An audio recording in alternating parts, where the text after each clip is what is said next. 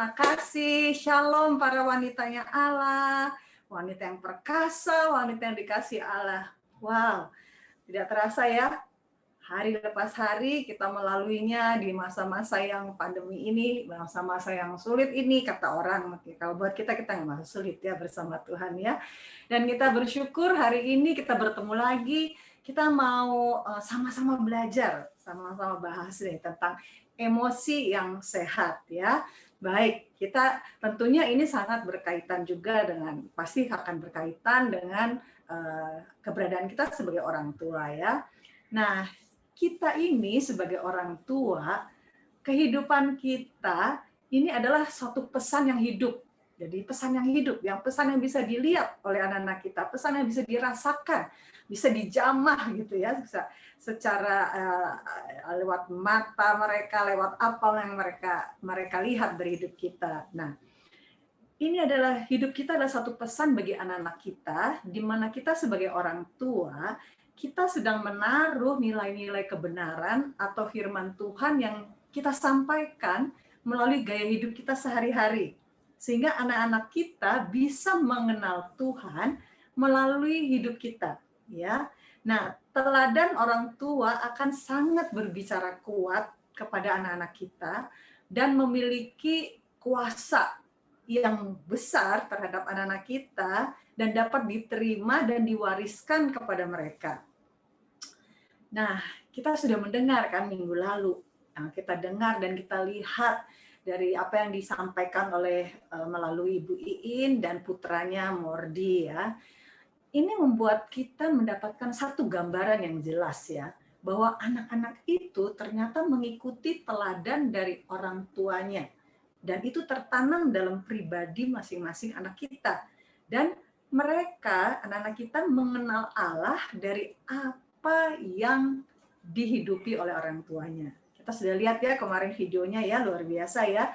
Anak-anak dari Bu Iin ternyata menghidupi itu, apa yang dihidupi oleh orang tuanya. Orang tuanya menjadi teladan buat mereka ya. Mari kita baca di dalam Amsal 14 ayat 1, The Passion Translation. Ya, katakan demikian. Setiap perempuan bijak menguatkan hati dan membangun keluarganya. Tetapi perempuan bodoh secara bertahap akan meruntuhkannya dengan tindakannya sendiri. Wow, ini luar biasa ya. Di dalam firman Tuhan ini, ternyata kita lihat bahwa peranan kita, para wanita, para istri, itu adalah sangat penting. Katakan sangat penting ya. Mengapa? Ini keberadaan kita ini sangat penting di firman Tuhan, katakan sangat penting dalam membangun keluarga. Sebab bukan dikatakan begini, pria yang bijak membangun keluarganya. Bukan, firman Tuhan tidak menulis begitu ya, tapi dikatakan wanita yang bijak yang membangun keluarganya. Wow, katakan luar biasa keberadaanku gitu ya. Sadari keberadaan kita sebagai wanitanya Allah, sebagai seorang istri, sebagai seorang ibu, itu luar biasa. Kita lah yang seolah-olah kita menjadi tiang gitu ya, untuk membangun rumah tangga kita. Nah, apa yang dimaksud dengan perempuan bijak yang menguatkan hati? Perempuan yang bijak yang menguatkan hati ini adalah satu gambaran daripada wanita yang dewasa dan memiliki emosi yang sehat. Artinya, wanita ini, kita semua ini nih, dalam menghadapi masalah apapun, maka respon kita diharapkan tetap tenang, tidak panik, tidak senewen, gitu ya, atau orang-orang tidak senewen, dan kita dapat menjaga emosi kita dengan baik. Karena waktu kita tenang atau kita shalom, disitulah hikmat Tuhan bisa mengalir. Mungkin kita tidak tahu jawabannya ya pada waktu itu. Tetapi ketika kita tenang, kita shalom, maka hikmat Tuhan itu dari Tuhan itu yang akan memberikan jawaban yang tepat, yang sangat tepat. Contohnya ya, wanita bijak seperti apa sih ya? Nah, yang begini. Ketika kita menghadapi pendapat, misalnya anak kita datang ke kita, dan mereka mengutarakan pendapat-pendapat mereka. Nah, kita sudah mendengarkan kemarin minggu lalu ya dari Ibu In dan putranya Mordi ya, bahwa generasi-generasi anak-anak kita ini yang zaman now ini, zaman sekarang ini mereka seringkali mempunyai pendapat tadi kemarin dikatakan presentasinya gitu ya, mulai pendapat atau pemikiran yang sepertinya gitu ya, itu sangat bertentangan gitu dengan kebenaran yang kita yakini. Ya, bahkan rasanya mereka lebih memiliki apa yang disebut pandangan dunia gitu. Nah, ketika kita menghadapi hal itu, mengerti dan mendapatkan satu masukan seperti itu, kita jangan langsung panik ya. Baiklah, kita mendengarkan terlebih dahulu pendapat mereka, buah pemikiran mereka. Kita jangan juga langsung kasih tanggapan A, B, C, D gitu ya. Wah, itu salah. Seharusnya begini, A, B, C, D gitu. Tapi dan sebagainya ya. Kita harus tetap tenang, minta hikmat Tuhan, atau kalau perlu tampung aja dulu gitu. Tampung saja dahulu. Ketika kita mendengar hal-hal seperti ini dari anak kita atau siapapun, tampung dan kita minta kita minta waktu untuk di lain waktu untuk yang kita siapkan untuk kita bisa bicarakan lagi, dan sementara itu kita minta campur tangan Tuhan. Intinya kita harus bisa menguasai diri kita dan percaya bahwa Tuhan pasti menyelesaikan segalanya ya. Nah, kalau wanita yang bodoh itu adalah wanita yang tidak dewasa dan tidak memiliki emosi yang sehat. Dia akan meluapkan emosinya yang tidak sehat melalui sikap, perkataan, dan tindakan, sehingga tanpa disadari wanita ini sedang meruntuhkan keluarganya. Karena emosi yang tidak sehat ini akan membuat kita sebagai orang tua terlihat tidak dewasa di hadapan anak-anak kita. Sehingga anak-anak kita tidak dapat menangkap pesan-pesan atau nilai-nilai kebenaran yang kita sampaikan kepada mereka. Sebab ketika kita menyampaikan kebenaran melalui teguran atau peringatan kepada anak-anak kita tanpa didasari oleh kasih, tetapi dengan sikap ekspresi dan nada suara yang emosi, yaitu berteriak, marah, kesal, memaksakan kehendak, sedih, atau sikap yang tidak dapat menguasai diri di hadapan anak-anak kita, maka anak-anak kita akan gagal atau sulit untuk menerima atau menangkap kebenaran yang kita sampaikan. Bahkan mungkin mereka menolak semua apa yang kita sampaikan kepada mereka. Ini seperti ini ya. Seperti kita ini, kalau kita waktu kecil ya, kita kan sering divaksinasi gitu ya, disuntik gitu ya. Nah, sebetulnya suntikan itu isinya kan obat ya, sesuatu yang bisa menyehatkan kita. Dan kenapa kita disuntik? Karena kita dimaksudkan adalah supaya kita jadi punya imun, punya kesehatan yang baik gitu. Nah, ini seperti suntikan, ini saya bawa suntikan ya. Nah, kalau kita mau disuntik gitu ya, terus yang menyuntik kita itu dengan paksaan gitu ya, kejar-kejar kita, ayo kamu mesti disuntik, ayo harus disuntik gitu, dipaksa gitu. Kita pasti berontak, pasti kita takut gitu ya. Kita kan waktu kecil pernah ya disuntik ya. Saya kalau disuntik itu takut sekali ya, kayak sepertinya pengen lari lah, nggak mau disuntik gitu ya. Padahal suntikan ini kan maksudnya baik. Nah, saya menggambarkan begini. Setiap kita Tuhan, jadi suntikan ini seperti di dalamnya ini adalah obat kan, dan obat ini adalah satu kebenaran. Nah, kita orang tua kepingin menyuntikkan kebenaran itu, memasukkan, nah ini dimasukkan ke dalam kehidupan anak kita. Tetapi waktu kita memasukkan obat ini, kebenaran ini, kita dengan paksaan gitu ya. Ayo cepetan sini, kita tarik dia, kita suntik dia gitu ya. Dan tentunya itu sangat menyakitkan dan pasti anak-anak akan berontak gitu ya. Tapi kalau kita lihat, kalau kita disuntik kemarin kan kayak vaksinasi ya, yang menyuntik tuh pelan-pelan gitu. Nggak apa-apa kok Bu, ini hanya seperti digigit semut gitu ya. Nah terus dengan sendirinya saya akan merelakan tangan saya yang mau disuntik gitu ya.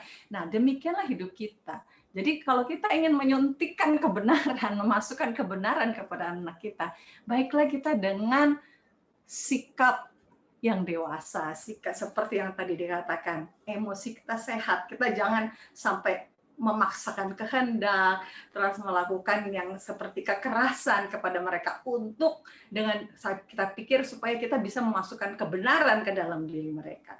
Nah, itu sangat penting sekali yang kita lakukan sebagai orang tua dengan segala sesuatu yang tidak membuat mereka jadi menolak kita atau menganggap kita ini melakukannya dengan paksaan gitu ya. Nah, sebab kalau kita lakukan seperti dengan paksaan seperti tadi suntikan dipaksa, maka mereka hanya akan melihat, merasakan dan menangkap bahwa kita sebagai orang tua ini sedang marah, sedang kesal, memaksakan kehendak kita, membenci mereka bahkan seperti menolak mereka. Sebab kebenaran itu seperti tadi ya, kebenaran yang kita mau suntikan itu harus disampaikan dengan kasih ya.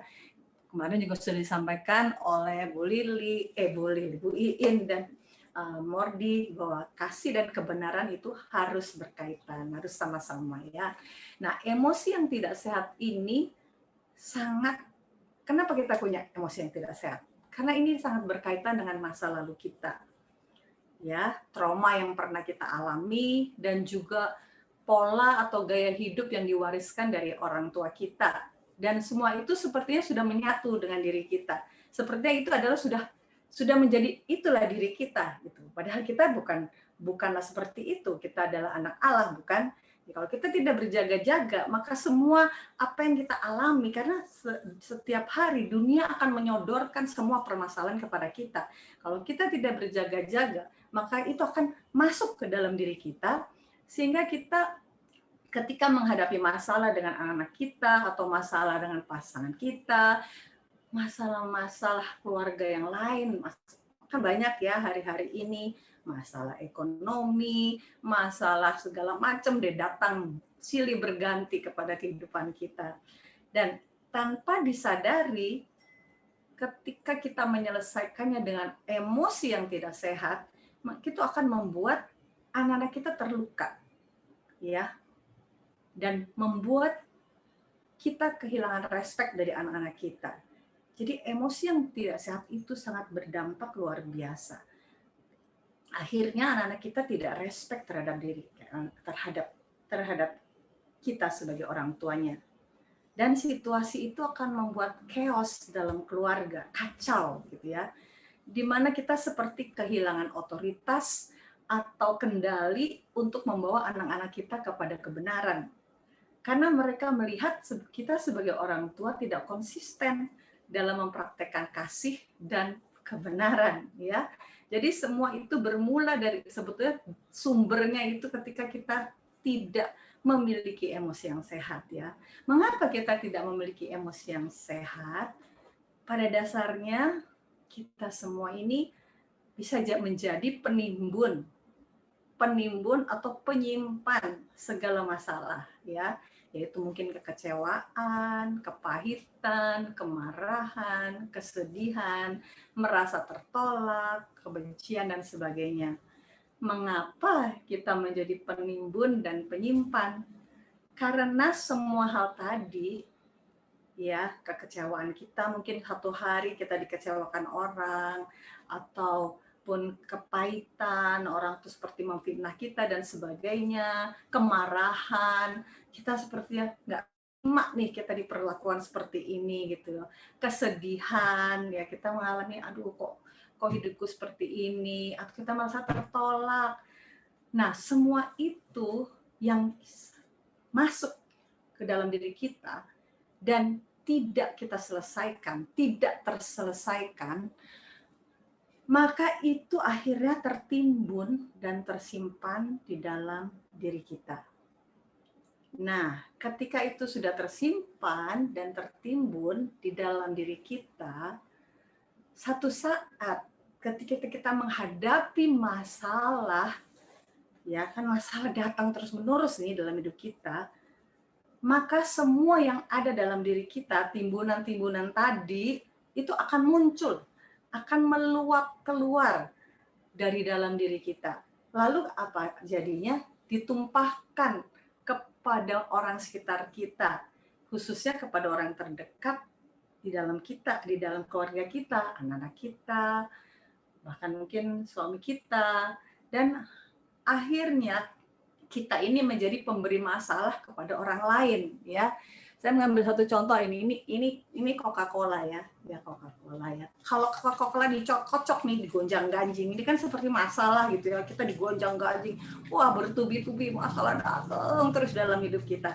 Akhirnya yang di dalam ini tuh seperti ini akan seperti membuncah dan akhirnya mengeluarkan seperti ada tekanan yang ingin keluar begitu ya. Nah, kalau saya buka tutup ini, maka pasti isinya akan muncrat kemana-mana gitu ya. Akan mengenai sekitar kita, sekitar saya. Membasahi semua, dampaknya tuh kemana-mana. Nah, inilah seperti itu. Kalau kita terus menyimpan hal-hal yang tadi, kecewaan, kesedihan, tanpa sadar ya, kelihatannya kadang-kadang kita pikir, udah selesai. Tapi sebelum belum selesai gitu ya. Dan ini akan ketika goncangan datang, itu akan maunya keluar gitu loh, muncrat kemana-mana, berdampak kepada sekitar kita, dan khususnya biasanya yang jadi korban adalah orang-orang terdekat kita, anak kita kena omelan kita, kena kekesalan kita, dan sebagainya. Jadi ini adalah satu gambaran di mana ketika kita tidak menyelesaikan yang di dalam ini, dan ketika ada goncangan terjadi, maka ini akan seperti mau meluap keluar. Dan akhirnya kalau terbuka semuanya, akan berdampak kepada sekitar kita ya. Itu sebabnya jangan abaikan emosi kita ya. Karena apa? Setiap hari semua kita ya tanpa terkecuali itu pasti ada aja masalah datang. Ada aja permasalahan, ada aja situasi yang sepertinya mungkin tidak mengenakan gitu ya. Karena kita setiap hari banyak menghadapi hal-hal yang bisa membuat kita kecewa, khawatir, marah, dan sebagainya. Nah, kita perlu menyelesaikannya dengan datang kepada Tuhan. Curhat kepada Tuhan. Terbukalah tentang semua keberadaan kita kepadanya, apapun bentuknya. Kalau kita dalam keadaan yang sumpek seperti tadi ya, kita kan sepertinya, saya butuh counseling. Saya butuh deh orang yang bisa dengerin saya, misalnya gitu ya. Kepingin deh curhat sama orang gitu ya. Karena bebannya terlalu berat, belum lagi anak-anak juga hari-hari ini, aduh benar-benar misalnya ya, benar-benar ada aja ulahnya gitu. Kita kan sepertinya kepingin cari orang kita yang counseling. Saya tidak mengatakan bahwa counseling itu salah, tidak ya. Bukan, saya tidak. Counseling juga itu baik, itu perlu juga. Tetapi kita mau baca di dalam Yeremia 29 ayat 12, 14a. Terjemahan baru ya. Oke, boleh Victo silakan. Mari kita baca sama-sama ya, kita baca pelan-pelan ya. Dan apabila kamu berseru dan datang untuk berdoa kepadaku, maka aku akan mendengarkan kamu. Apabila kamu mencari aku, kamu akan menemukan aku. Apabila kamu menanyakan aku dengan segenap hati, aku akan memberi kamu menemukan aku. Demikianlah firman Tuhan. Dan aku akan memulihkan keadaanmu. Wow, betapa luar biasa ya. Ayat ini membukakan satu pengertian buat saya.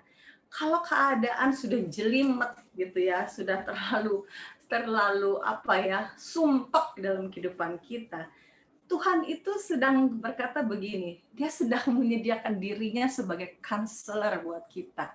Kita bisa konsultasi dengan dia, kita bisa counseling dengan dia. Dia berkata, berserulah kepadaku, datang untuk berdoa kepadaku. Luar biasa ya. Maka Ini janji yang luar biasa. Maka aku akan mendengarkan kamu. Waduh, kita saja kalau lagi dalam masalah, orang juga mungkin hanya hanya hanya beberapa menit bisa betah dengerin curhat kita gitu ya. Karena kan mereka juga punya banyak urusan gitu ya. Tapi Tuhan mengatakan Tuhan kita, Bapak kita itu luar biasa. Kita harus menyadari ya bahwa kita adalah anaknya. Dan Bapak kita berkata, aku mau akan mendengarkan kamu. Jadi Bapak kita itu benar-benar bersedia. Saya membayangkan dia datang kepada kita datang kepada dia, dia duduk di depan kita, dia katakan, ayo anakku, mari bicara dengan aku mau mendengarkan curhatanmu, aku mau dengerin semua keluh kesahmu, apa sih yang kamu alami, ya. Lalu dikatakan, kamu akan menemukan aku. Jadi Bapak kita itu bukan Bapak yang maha jauh, yang sulit ditemui. Firman Tuhan mengatakan, kamu akan menemukan aku. Dan apabila kamu menanyakan aku dengan segenap hati, wow, ini ayat ini sangat menyentuh hati saya. Dikatakan bahwa ketika kamu menanyakan aku dengan segenap hati, aku akan memberi kamu menemukan aku. Demikian firman Tuhan. Lalu apa yang Bapak lakukan? Bapak katakan, aku akan memulihkan keadaanmu. Betapa dahsyat dan luar biasanya perkataan Bapak kita. Betapa dia menjamin sedemikian rupa bahwa dia mau ada selalu bersama kita. Dia mau mendengarkan kita. Dia mau memulihkan kita. Jangan simpan segala sesuatu itu di dalam diri kita.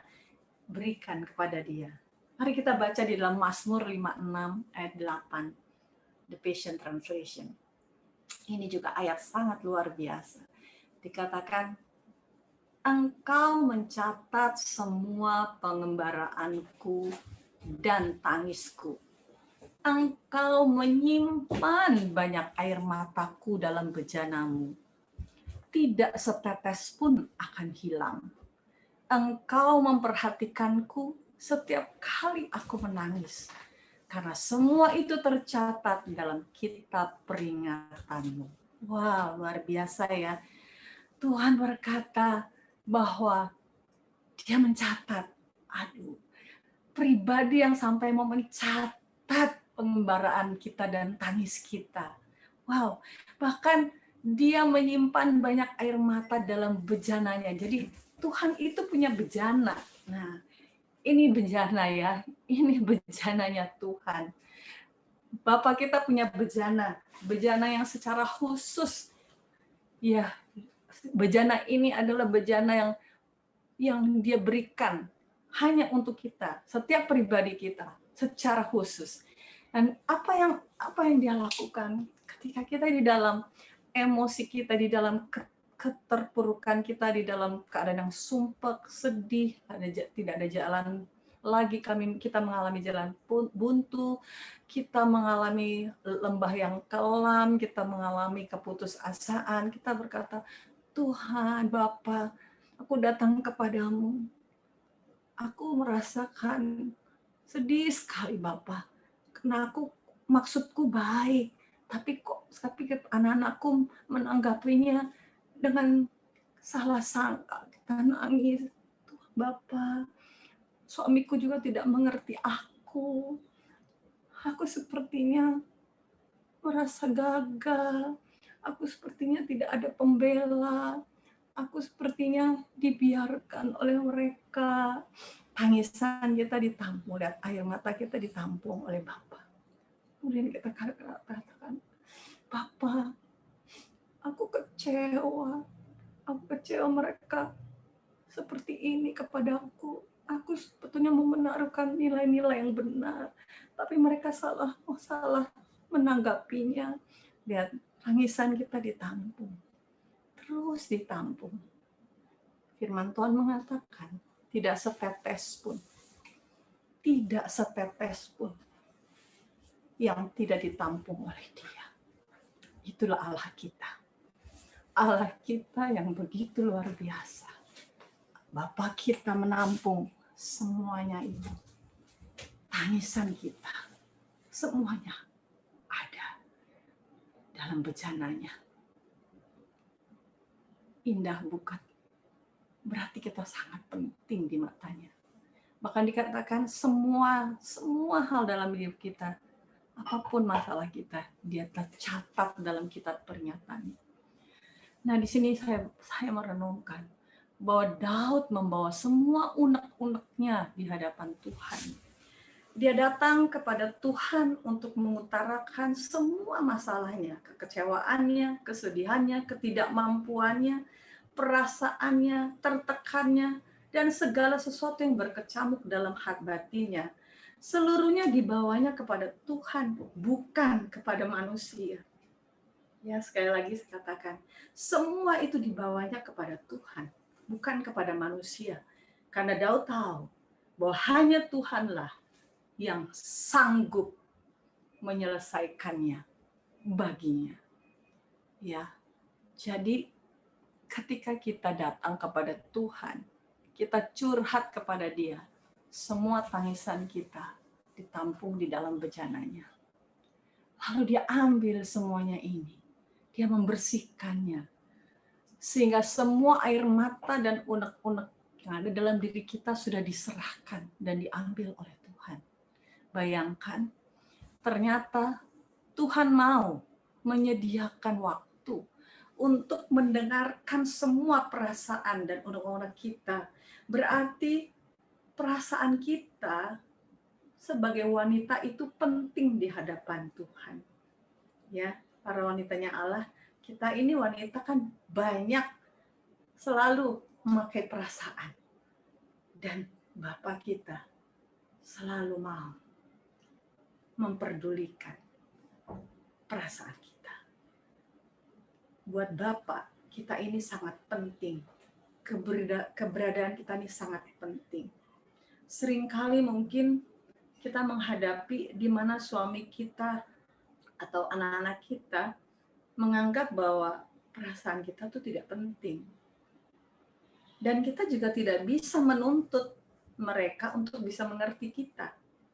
Dan ketika kita terus menyimpan ini, membiarkan ini tidak terselesaikan, kita selesaikan di hadapan Tuhan, maka kita akan memiliki emosi yang tidak sehat.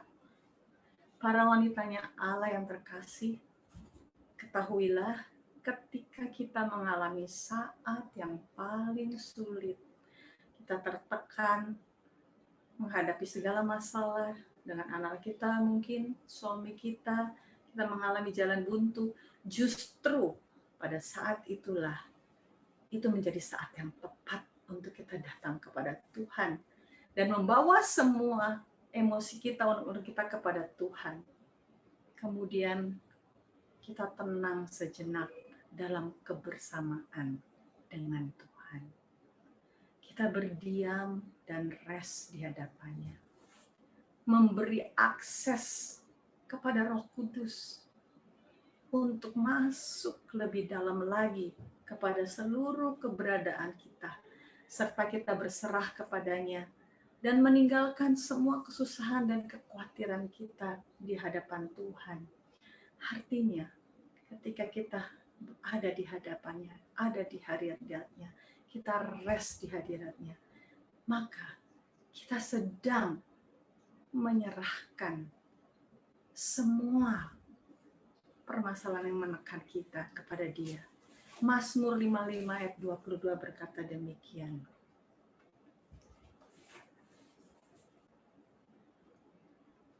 Baik, gitu ya, oke. Kita baca ya sama-sama. Tinggalkan semua kesusahan dan kekhawatiranmu di kaki Tuhan, dan anugerah yang tidak terukur akan menguatkanmu. Ya, jadi adalah sangat penting ketika kita dalam situasi yang terjepit atau tertekan, kita datang kepada Tuhan. Dan di hadiratnya inilah kita menikmati kebersamaan dengannya, karena hanya dari Tuhanlah kita memperoleh kesembuhan, pemulihan, dan kelegaan. Kita ini adalah anak-anak Allah. Sesungguhnya kita sudah diciptakan dan sudah menjadi pribadi yang memiliki gambaran yang serupa dengan Allah. Tetapi dalam kehidupan kita ini kadang-kadang tidak menyadari banyak hal terjadi di dalam kehidupan kita, sehingga tanpa kita sadari kita menggunakan topeng, ya. Ini diri kita. Akhirnya kita tanpa kita sadari kita mengenakan topeng. Mungkin kita dalam hidup sehari-hari ada hal-hal yang sebetulnya kita tidak setuju, atau kita rasanya aduh nggak sanggup lagi, tapi kita pakai topeng gitu. Enggak, saya ini harus kuat, saya ini harus terlihat tangguh, saya ini tidak boleh seperti kelihatan cengeng di depan orang. Jadi kita memakai topeng, kita tidak menjadi apa adanya. Ya, kita membiarkan emosi kita terpendam, kita biarkan semuanya itu tersimpan di dalam kita. Apalagi mungkin kita mengalami kita dinilai oleh orang lain, wah kamu tuh begini begitu dan sebagainya, dan akhirnya kita tanpa sadar akhirnya itu menjadi satu hal yang menutupi kita. Sebetulnya kan kita ini adalah anak Allah, kita ada serupa dan segambar dengan Allah, tapi penilaian orang atau kita ada trauma-trauma yang sepertinya membungkus kita, menutupi kita, ya. Sehingga apa yang terjadi? Akhirnya kita tidak menjadi diri kita, dan semua ini itu seperti sudah menyatu dengan diri kita, dan kita anggap itulah diri kita. Oh, aku nih, orang katakan, oh kamu tuh orangnya senewenan ya gitu ya. Dan kita mengiyakan akhirnya, karena sering dengar gitu, oh iya ya. Akhirnya itu seperti menyatu, sepertinya seolah-olah itu adalah memang diri kita. Padahal itu bukan diri kita sebetulnya. Dan apalagi kita mungkin nggak sabar gitu ya. Sarana kita, iya mama tuh nggak sabar orangnya gitu ya. Lalu kita ambil itu, kita membiarkan itu. Jadi akhirnya diri kita yang otentik itu, yang sebetulnya yang Tuhan ciptakan begitu sempurna itu tertutup semuanya, terbungkus. Banyak hal yang mungkin suami kita gitu mengatakan, aduh kamu tuh masaknya nggak enak gitu ya, masaknya tuh nggak keasinan misalnya gitu ya. Kita merasa aduh kita merasa nggak berharga gitu ya, kita merasa aduh kita gagal deh gitu ya, kita nggak sempurna lah jadi istri dan sebagainya, atau jadi ibu gitu ya, anak-anak kok suka meremehkan kita gitu ya. Jadi akhirnya kita menganggap itu adalah diri kita. Nah, waktu kita datang kepada Tuhan, nah hal-hal ini nih akan membuat emosi kita tidak sehat, ya. Kita tidak bisa menjadi diri kita yang otentik, sehingga kita kadang-kadang kalau kita membuat kesalahan kita nggak berani jujur, ya. Kita ngumpet gitu ya. Aduh, takut ketahuan kelemahannya gitu loh. Jadi kita nggak merdeka gitu ya. Tapi waktu kita datang kepada Tuhan, ada di hadiratnya. Tadi dikatakan, mari datang kepadaku. Aku mau ditemukan olehmu, dan aku akan memulihkan engkau. Jadi waktu kita datang kepada Tuhan, kita rest di hadiratnya, ya, kita benar-benar menanti-nantikan Dia, maka Tuhan menyingkapkan kebenaran tentang diri kita. Dan dikatakan, oh kamu tuh tidak seperti itu loh, tidak seperti yang kamu anggap diri kamu. Kamu sebetulnya adalah ciptaan yang luar biasa. Kamu itu sudah aku ciptakan dengan kasih dan kesempurnaan. Di dalam dirimu banyak potensi loh. Kamu tidak seperti yang orang-orang nilai tentang diri kamu tuh. Masih disingkapkan oleh Tuhan, dibuka semua kebohongan-kebohongan itu yang iblis lontarkan kepada diri kita, disingkapkan oleh Tuhan. Nah, kemudian dikatakan, oh kamu tuh sebetulnya kamu tuh sebagai seorang ibu tuh luar biasa loh. kamu tuh sabar sebetulnya, tetapi kan respon dari anak-anak kamu mungkin yang mengesalkan kamu. Tapi coba deh, kenakanlah kasih yang daripadaku, maka kamu akan mendapatkan satu kekuatan. Lalu Tuhan katakan, aku sangat mengasihimu anakku, jangan takut, aku yang akan menyempurnakan engkau. Sekalipun kau waktu yang lalu melakukan kesalahan atau keputusan yang salah, aku akan meluruskan jalanmu. Jadi masih akhirnya dilepasin semua kita dari semua yang menyelubungi kita, dan akhirnya kita tampil seperti adanya kita, otentik diri kita. Kita menjadi gambaran yang serupa dan segambar dengan Allah. Kita menjadi orang yang merdeka. Kita tidak takut untuk mengakui kalau kita salah. Kita bisa rendah hati, kita bisa tidak merasa tertolak. Kalaupun kita dikritik ataupun kita dinilai mungkin oleh suami, oleh anak-anak kita aman. Mengapa? Karena ketika kita terus ada di hadirat Tuhan, rest di hadirat Tuhan, itu tadi yang terjadi. Tuhan menyingkapkan semua. Kebenaran yang sejati dalam diri kita disingkapkan, dan kita tampil sebagai wanita Allah yang sejati. Dan itu yang akan memberikan kelegaan akhirnya. Ketika semua dilepaskan dari diri kita menjadi yang otentiknya diri kita, maka kita mendapatkan kelegaan. Itulah sebabnya di dalam Matius 11 ayat 28 dikatakan begini. Marilah kepadaku semua yang letih, lesu, dan berbeban berat. Aku akan memberikan kelegaan kepadamu. Amin. Ya, kelegaan itulah yang akan membuat kita memiliki emosi yang sehat, ya, dan dewasa. Karena tadi dikatakan ketika kita menjadi otentik ya diri kita menjadi orang yang merdeka. Kita memiliki emosi yang sehat. Di tengah kehidupan keluarga kita bisa jadi apa adanya. Kalaupun kita tidak setuju, kita bisa mengutarakannya dengan bijaksana. Ya, dan kita tidak merasa tertekan, jadi kita tidak merasa selalu dikucilkan atau selalu merasa kok aku tidak didengar begitu ya. Nah, demikianlah ketika kita mengalami kelegaan, kita akan memiliki emosi yang sehat dan dewasa, yaitu memiliki roh yang lemah lembut dan tentram, sehingga kita dapat berespon dan bersikap lemah lembut, atau dengan rendah hati dan tentram atau tenang bisa menguasai diri. Kita bahkan bisa menghadirkan atmosfer shalom dalam keluarga kita dan dimanapun kita berada. Ya, kita baca di dalam, mari silakan Victor 1 Petrus 3 ayat 3 dan 4, kita baca sama-sama ya. Baik, 1 Petrus 3 ayat 3 4. Perhiasanmu janganlah secara lahiriah, yaitu dengan mengepang-epang rambut, memakai perhiasan emas, atau dengan mengenakan pakaian yang indah-indah.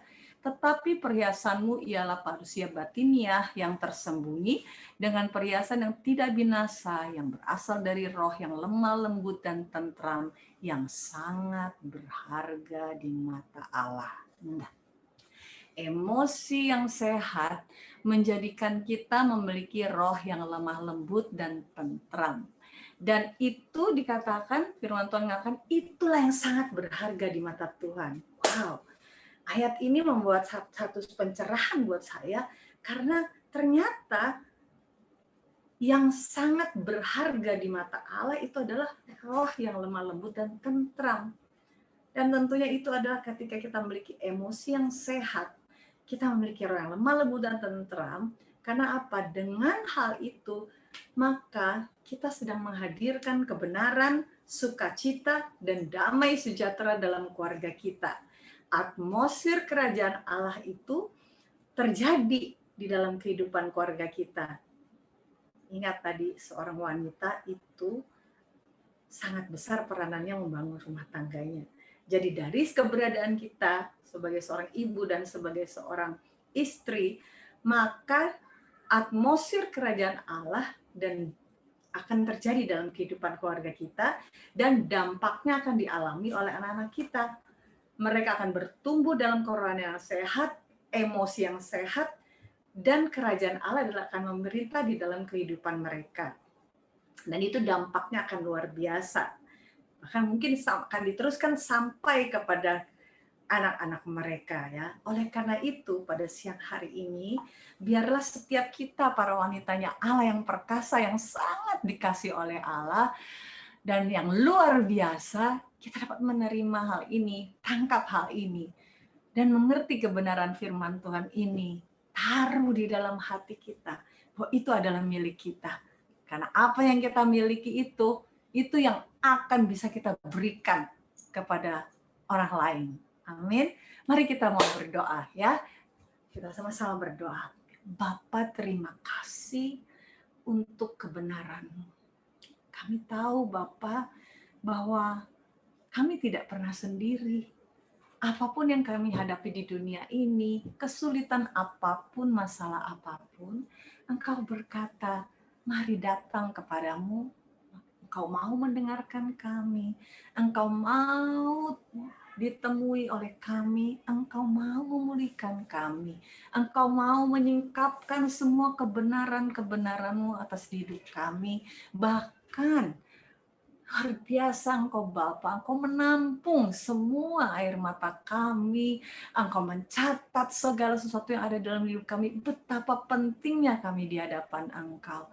Hari ini kami berkata Tuhan, terima kasih bahwa keberadaan kami sebagai wanita-Mu ya Allah, kami penting. Sekalipun mungkin orang-orang luar tidak memperhitungkan kami, atau meremehkan atau seapapun yang mereka lakukan.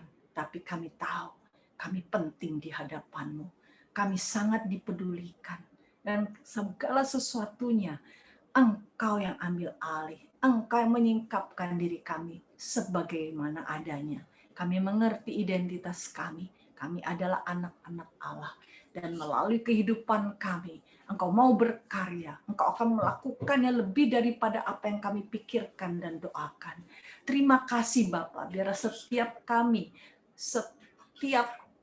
Tuhan, para wanitanya Allah, hari ini kami bangkit dan kami memutuskan semua hal-hal, mungkin hal-hal kekecewaan, semua hal-hal yang selama ini tanpa kami sadari Tuhan, kami simpan dan tidak kami selesaikan, semua tuntutan atau penghakiman ataupun hal-hal yang membuat kami merasa bahwa kami tidak layak.